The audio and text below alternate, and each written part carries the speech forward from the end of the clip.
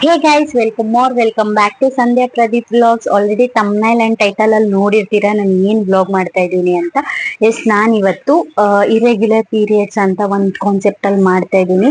Actual ಆಗಿ ಇದು ಎಲ್ಲಾರ್ಗೂ ಯಾರ್ಗ್ ಯೂಸ್ ಇದೆ, ಒಂದ್ ಗರ್ಲ್ಗಾಗಿರ್ಬೋದು, ನಿಮ್ ಸಿಸ್ಟರ್ಸ್ಗಾಗಿರ್ಬೋದು, ಇಲ್ಲ ನಿಮ್ ಫ್ರೆಂಡ್ಸ್ಗಾಗಿರ್ಬೋದು, ಯಾರ ಚಿಕ್ಕಮ್ಮ ಯಾರಾದ್ರೂ ಆಗಿರ್ಬೋದು, ಅವ್ರಿಗೆ ಈ ಒಂದು ವಿಡಿಯೋನ ಶೇರ್ ಮಾಡಿ. ಬಿಕಾಸ್ ಇದು ತುಂಬಾನೇ ಇಂಪಾರ್ಟೆಂಟ್ ಅಂಡ್ ಯೂಸ್ಫುಲ್ ವಿಡಿಯೋ ಅಂತ ಹೇಳ್ತೀನಿ ನಾನು.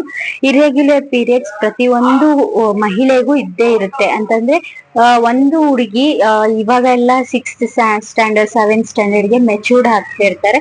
ಸೊ ಅವರು ಯಾವ ರೀತಿ ಪೀರಿಯಡ್ಸ್ ಆಗ್ತಾ ಇರ್ತಾರೆ ಅಂದ್ರೆ ಬೇಗ ಆಗ್ತಾರ, ಲೇಟ್ ಆಗಿ ಆಗ್ತಾರ, ಒಬ್ಬೊಬ್ರಿಗೆ 45 ಡೇಸ್ ಇರುತ್ತೆ, ಒಬ್ಬೊಬ್ರಿಗೆ 60 ಡೇಸ್, ಒಬ್ಬೊಬ್ರಿಗೆ 25 ಡೇಸ್, ಈ ರೀತಿ ಇರುತ್ತೆ. ಇರ್ರೆಗ್ಯುಲರ್ ಪೀರಿಯಡ್ಸ್ ಅಂತಂದ್ರೆ ಬೇಗ ಆಗ್ಬೋದಾ ಇಲ್ಲ ಲೇಟ್ ಆದ್ರೆ ಒಳ್ಳೇದಾ, ಪ್ರತಿಯೊಂದು ನಾನು ಈ ಒಂದು ಬ್ಲಾಗ್ ಅಲ್ಲಿ ಹೇಳ್ತೀನಿ. ನೀವು ಡಾಕ್ಟರ್ ಹತ್ರ ಹೋಗಿ ಇರ್ರೆಗ್ಯುಲರ್ ಪೀರಿಯಡ್ಸ್ ಅಂತ ಹೇಳಿದಾಗ ಅವ್ರು ಫಸ್ಟ್ ಕೇಳೋ ಕ್ವೆಶನ್ ಎಷ್ಟು ಡೇಸ್ಗೆ ಆಗ್ತೀರಾ ಅಂತ ಹೇಳ್ತಾರೆ. ಸೊ ನೀವು 40 or 45 ಡೇಸ್ 15 ಡೇಸ್ ಲೇಟ್ ಆಗಿ ಆಗ್ತೀವಿ ಅಂತ ಹೇಳಿದ್ರೆ ಅವ್ರು ಹೇಳ್ತಾರೆ ಇಲ್ಲ, ಇದು ಇರ್ರೆಗ್ಯುಲರ್ ಪೀರಿಯಡ್ಸ್ ಅಂತ ಕನ್ಸಿಡರ್ ಮಾಡಕ್ ಆಗಲ್ಲ ಅಂತ. ಬಿಕಾಸ್ ಪ್ರತಿಯೊಂದು ಹುಡುಗಿಗೂ ಅವ್ರ ಬಾಡಿ ಮೇಲೆ ಅವ್ರದೇ ಆಗಿರ್ತಕ್ಕಂತ ಒಂದು ಅಂದ್ರೆ ಓನ್ ಆಗಿರುತ್ತೆ. ಒಬ್ಬೊಬ್ರು ಬಾಡಿ ಡಿಫ್ರೆನ್ಸ್ ಆಗಿರುತ್ತೆ, ಫ್ಲಕ್ಚುಯೇಷನ್ಸ್ ಇರುತ್ತೆ. ಸೊ ಒಬ್ಬೊಬ್ರಿಗೆ ಹೆವಿ ಬ್ಲೀಡಿಂಗ್ ಇರುತ್ತೆ, ಒಬ್ಬೊಬ್ರಿಗೆ ಲೋ ಬ್ಲೀಡಿಂಗ್ ಇರುತ್ತೆ. ಸೊ ಅಂತವ್ರಿಗೆ ಈ ಒಂದು ಇರ್ರೆಗ್ಯುಲರ್ ಪೀರಿಯಡ್ಸ್ ಅನ್ನೋದು ಬರುತ್ತೆ. ಒಬ್ಬೊಬ್ರು 25 ಡೇಸ್ಗೆ ಆಗ್ತಾರೆ, ಒಬ್ಬೊಬ್ರು 45 ಡೇಸ್ಗೆ ಆಗ್ತಾರೆ. ಸೊ 30 to 40 ಡೇಸ್ ಒಳಗಡೆ ಯಾರೇ ಪೀರಿಯಡ್ಸ್ ಆದ್ರೂ ನಾರ್ಮಲ್ ಪೀರಿಯಡ್ಸ್ ಅಂತ ಹೇಳ್ತೀವಿ. ಸೊ ಇದು ಒಂದು ಕನ್ಫ್ಯೂಷನ್ ಆಯ್ತು. ಅಂದ್ರೆ ನಾರ್ಮಲ್ ಪೀರಿಯಡ್ಸ್ ಬಂದು 25 to 40 ಡೇಸ್ ಒಳಗಡೆ ಯಾರೇ ಪೀರಿಯಡ್ಸ್ ಆದ್ರೂ ಅದು ನಾರ್ಮಲ್ ಇರುತ್ತೆ.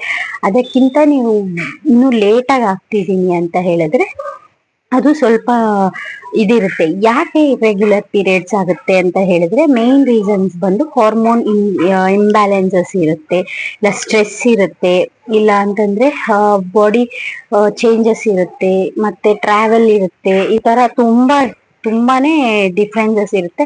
ನನಗೂ ಕೂಡ ಆಗಿತ್ತು. ನನ್ನ ಒಂದು ಪರ್ಸನಲ್ ಆಗಿ ಬಂದಾಗ ಮುಂಚೆ ನಾನು ಕೂಡ ಕರೆಕ್ಟ್ ಡೇಟ್ ಹಾಕಿದೆ. ಅಂದ್ರೆ ನನ್ನ ಒಂದು ಫಸ್ಟ್ ಪೀರಿಯಡ್ ಅಂದ್ರೆ ನನ್ನ ಒಂದು ಮೆಚೂರಿಟಿ ಆದಾಗ ಯಾವಾಗ ನಾನು ಆಗಿದ್ದೆ, ಅದಾದ ತಕ್ಷಣ ನಾನು ಎವ್ರಿ ಮಂತ್ ಆಗ್ತಿದ್ದೆ. But by 3 months or 5 months ನನಗೂ ಇರ್ರೆಗ್ಯುಲರ್ ಅನ್ನೋದಾಗುತ್ತೆ. ಅದು don't worry, because every month ನಿಮ್ಗೆ ಇರ್ರೆಗ್ಯುಲರ್ ಅಂತ ಅಂದ್ರೆ ಮಾತ್ರ ನೀವು ಹಾಸ್ಪಿಟಲ್ಗೆ ಡಾಕ್ಟರ್ನ ಕೇಳ್ಬೋದು. ಬಟ್ ಈ ರೀತಿ 2-3 months ಒನ್ಸ್ ಇಲ್ಲ 5-6 months ಒನ್ಸ್ ಈ ತರ ಮಿಸ್ ಪೀರಿಯಡ್ಸ್ ಆಗಿ 45 ಡೇಸ್ಗಾದ್ರೆ ಅದ್ ನಾರ್ಮಲ್ ಆಗೇ ಇದೆ ಅಂತ ಅರ್ಥ. ನಿಮ್ಗೆ ಇರೆಗ್ಯುಲರ್ ಪೀರಿಯಡ್ಸ್ ಇದ್ದು ಮೆಡಿಕೇಶನ್ ಒಳ್ಳೇದಾ ಅಥವಾ ಹೋಮ್ ರೆಮಿಡಿ ಒಳ್ಳೇದಾ ಅಂತ ಹೇಳಿದ್ರೆ ನನ್ನ ಪ್ರಕಾರ ಹೋಮ್ ರೆಮಿಡೀಸ್ಗೆ ಟ್ರೈ ಮಾಡಿ. ಆದಷ್ಟು ನೀವು ಹೋಮ್ ರೆಮಿಡಿಯಲ್ಲಿ ಟ್ರೈ ಮಾಡಿ. ಅದು ನಾರ್ಮಲ್ ಆಗಿ ಬರುತ್ತಾ ಇಲ್ವಾ ಅನ್ನೋದು ಚೆಕ್ ಮಾಡ್ಕೊಳ್ಳಿ. ತುಂಬಾ ಜನಕ್ಕೆ ಹೋಮ್ ರೆಮಿಡೀಸ್ ಇಂದ ನಾರ್ಮಲ್ ಆಗೋ ಚಾನ್ಸಸ್ ತುಂಬಾ ಇದೆ. ಸೊ ನನಗೂ ಕೂಡ ಆಗಿದೆ. ಅದಕ್ಕೋಸ್ಕರ ನಾನು ಈ ಒಂದು ಹೇಳ್ತಾ ಇದ್ದೀನಿ. ನಾರ್ಮಲ್ ಆಗಿ ಆಗೋದು ಹೇಗೆ ಅಂದ್ಬಿಟ್ಟು ನೀವು ಕೇಳ್ಬೋದು. ಅದಕ್ಕೆ ಒಂದು 4 to 5 ಹೋಮ್ ರೆಮಿಡೀಸ್ ಇದೆ.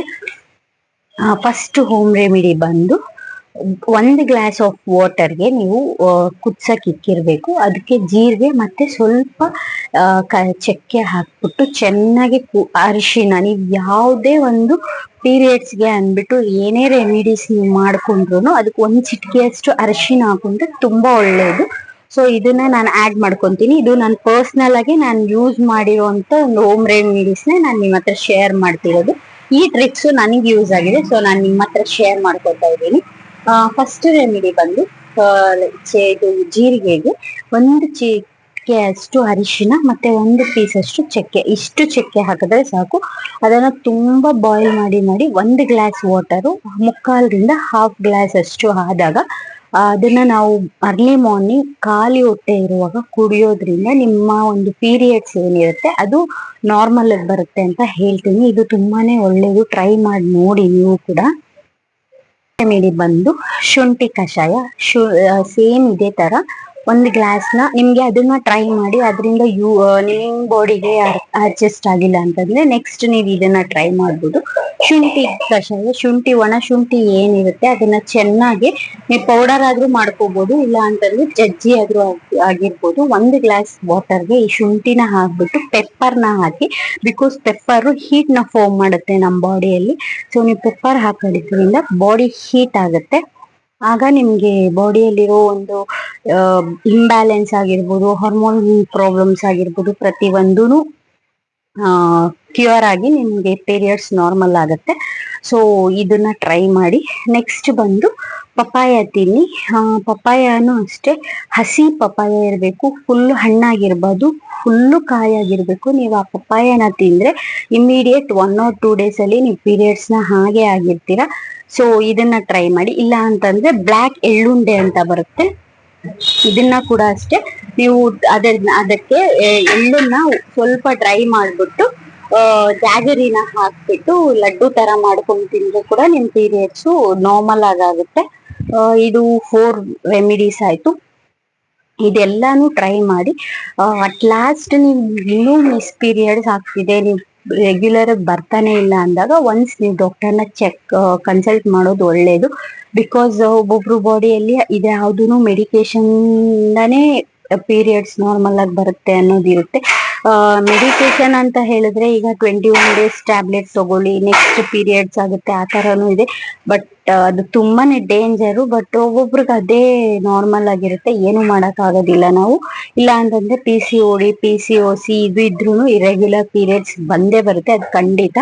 ಅದನ್ನ ನೀವು ಡಾಕ್ಟರ್ ಹತ್ರ ಕನ್ಸಲ್ಟ್ ಮಾಡ್ಕೋಬಹುದು. ಅದೇನೂ ಇಲ್ಲ, ನನ್ನ ಬಾಡಿ ನಾರ್ಮಲ್ ಆಗಿದೆ, ಯಾವುದೇ ರೀತಿ ಹೆಲ್ತ್ ಇಶ್ಯೂಸ್ ಇಲ್ದಿರ ಇರೆಗ್ಯುಲರ್ ಪೀರಿಯಡ್ಸ್ ಇದೆ ಅನ್ನೋರು ಈ ರೆಮಿಡೀಸ್ ನ ಟ್ರೈ ಮಾಡ್ಬೋದು. ಈ ಒಂದು ವಿಡಿಯೋ ತುಂಬಾನೇ ಯೂಸ್ ಆಗುತ್ತೆ ಅನ್ಕೊಂಡಿದೀನಿ. ಇನ್ನು ಯಾವ ರೀತಿ ವಿಡಿಯೋಸ್ ಬೇಕು ಅಂತ ನೀವು ಕಮೆಂಟ್ ಬಾಕ್ಸ್ ಅಲ್ಲಿ ಕಮೆಂಟ್ ಮಾಡಿ ಅಂತ ನಾನು ಹೇಳ್ತೀನಿ. ಸೊ ತುಂಬಾ ಜನ DM ಕೂಡ ಮಾಡ್ತಿದ್ದೀರಾ, ಥ್ಯಾಂಕ್ ಯು ಸೋ ಮಚ್.